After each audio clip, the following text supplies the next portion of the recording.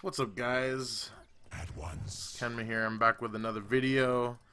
This is going to be the L2 talent video. Learn how to talent Leoric, the Skeleton King. Okay, so I see a lot of. I'm trying a little different format here, so we're gonna actually do the try mode and show you guys the talents and stuff. So let's take a look. Level 1, Mana Thirst. You do not need this at all. He does not have sustain problems at all. Hopelessness. I thought this might be possible, and with the nerf to reanimation maybe, but it's most likely you're not going to get this. It does increase your W quite a bit though, and W is your main source of damage dealing on his kits, so I think this has potential, but it's not taken very often. So block is still, I mean, it's block's the same on every hero that has block, right? It's a really good talent.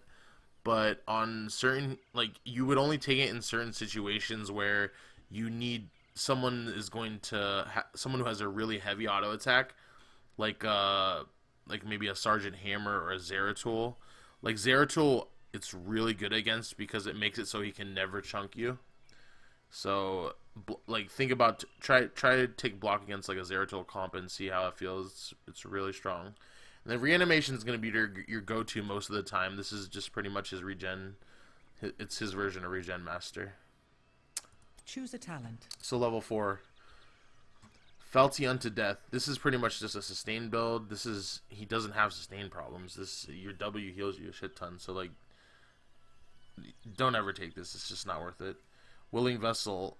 It increases your W by 5%. That is not very good at all. Hardened Bones, this is an amazing talent, and this has a ton of synergy with your level 7 talent that you're going to be taking. So Hardened Bones is a must take. Royal Focus, if your body takes no damage, you're cooldown to E. You always, like, unless you're chasing something, you always have cooldown. You don't, this is garbage. This is amazing. Like a 25% damage reduction talent level 4. Like, just think about it this way, like Jaina, Sylvanas, heroes like that, they have to wait till level 16 to get a 25% damage amplification, and you get a, and I know that's for their whole team, but still, like that's a level 16 kind of power that you're making that 25% damage that they get, you're making it not even exist with this talent. So always take Hardened Bones. This is 100% time pick. Choose a talent. So level 7, you don't need to increase your Q range. You don't need to increase the slow on Q. Lingering Apparition. This is amazing, right? Like, look, let's show the talent right here. I didn't do it full. Alright, so this is as far as you can go right here. About there, right? And then, like, watch when you take this shit. Choose a talent. Doop de doop de doop de doop de doop de doop. I was literally, like, right over here. Like, how are you ever going to die? Like, ever. And you're taking 25% damage reduction the whole time. Like, you can just do it just to tank more if you need to. Like, I see a lot of people taking this Ocean, I don't know how to say that, something renewal.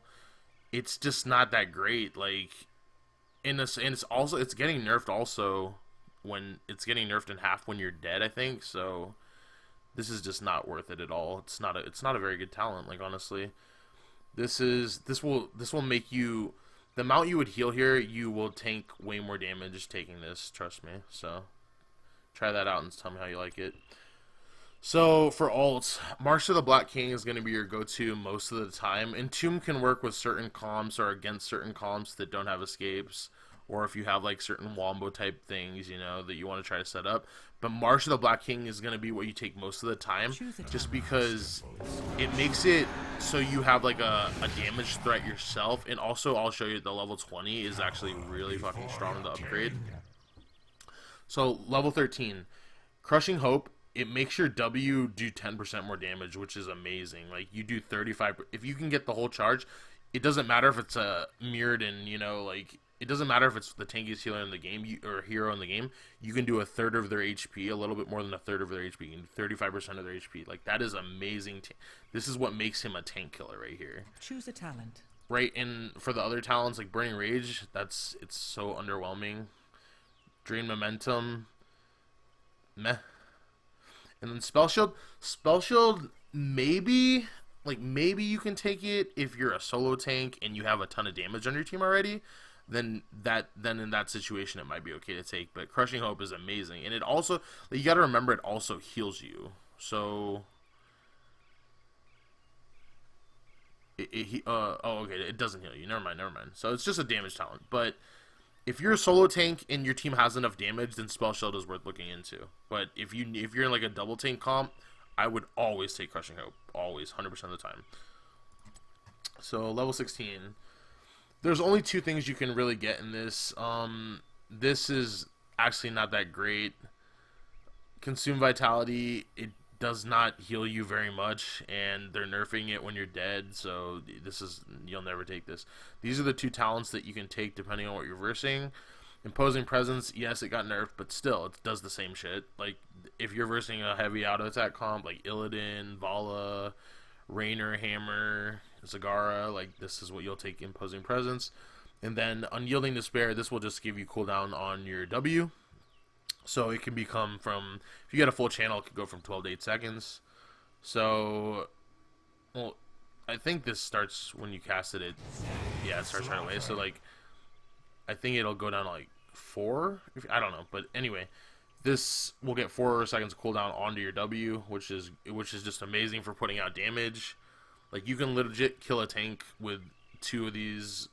Like, think about it. 2 of these is 70% of a tank's health, like, or anyone's health. It's pretty amazing late game. So go for these 2. These are pretty much the only 2 you're ever gonna take. And then level 20. All right. So once again, like, Buried Alive is horrible. You will never take that.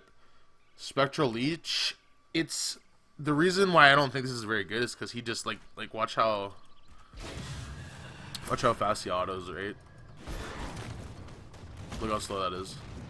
Oh my god, it's slow.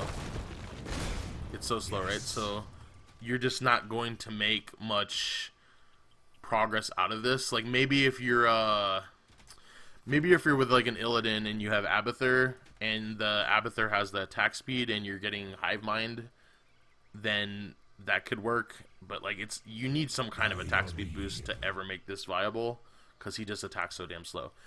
Now, Hardened Shield, if you think that your team has enough damage and you're just need to be alive and you're gonna win, always go Hardened Shield, because Hardened Shield is just amazing. It makes you pretty much with the E talent, Hardened Bones, and then with Hardened Shield, you can be so tanky. Like, it doesn't make you 100%.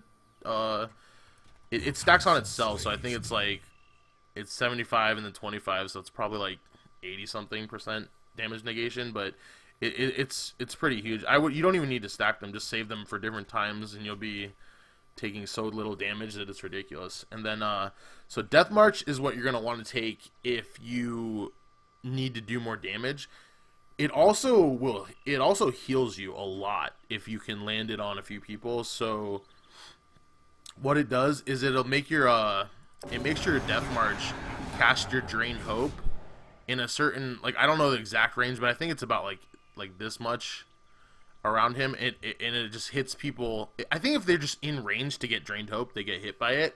And what that does is you can, like, if somehow you can set it up, you could even get, like, that's a possible, like, 5 Drain Hopes on the enemy team, which could heal you a shit ton and do a shit ton of damage. So it's just like more about making you like a threat, like, in the team fights, because he doesn't have a lot of damage. His AoE damage is really, really shitty unless you can land a good March or level 20 on his what's it called, Death March. So that is pretty much it for Leoric. I know a lot of players you might see go the mass res build, which is like reanimation, Felty unto death, renewal. This one doesn't really matter. Then they go the heal swing, consume vitality, and that's just like, it's really bad.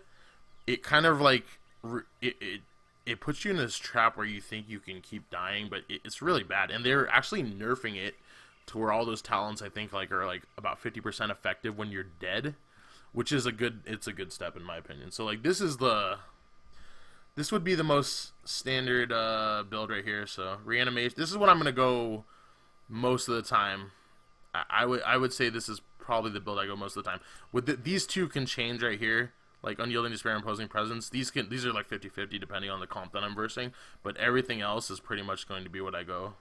So that reanimation level 1, Heart and Bones level 4, level 7 is Lingering Apparition, 10 is March of the Black King, 13 is Crushing Hope, 16 is Unyielding Despair, and then, of course, Imposing Presence if you need more tankiness against auto attackers. And then level 20 is Death March. Thank you guys for watching. Skeleton King appreciates it. Look at the range on this shit. Like, you can literally go on their base, scout, come back. You're like, what's up? Oh, another thing that I wanted to show you. How do you, right here. Yes. Another thing that I wanted to show people to do, like, that I don't really see anybody doing, is with this build in Tomb, right? You can actually engage from a ridiculous range, and I never see anyone do this. I've literally never seen anyone do this. Cause like I know Entomb is bad. Like, don't get me wrong, like it's not that great, but if you like, it's really good early game at catching out people without escapes. So like, say that you have Lingering Apparition and then you get Entomb, right? Like, look at this shit. Like, say that an enemy hero is right here, right? I can E into this brush. Look at this, and then there's like look at this range. Like, look at that range that I just covered right there, and I engaged on that. Like, you can't stop that. You can engage from so fucking far away that it's ridiculous. So you can even stay in here and just engage here when they don't see you. There's just a lot of potential with that. So try that out. Tell me what you guys think. I hope you guys enjoyed this video. I will be coming with more like regular videos. Like, I know I've been slacking lately, but I've been busy, so tell me what you guys want to see in the next videos. I hope you appreciate this. Like, share, subscribe. I'll check you guys later. Peace.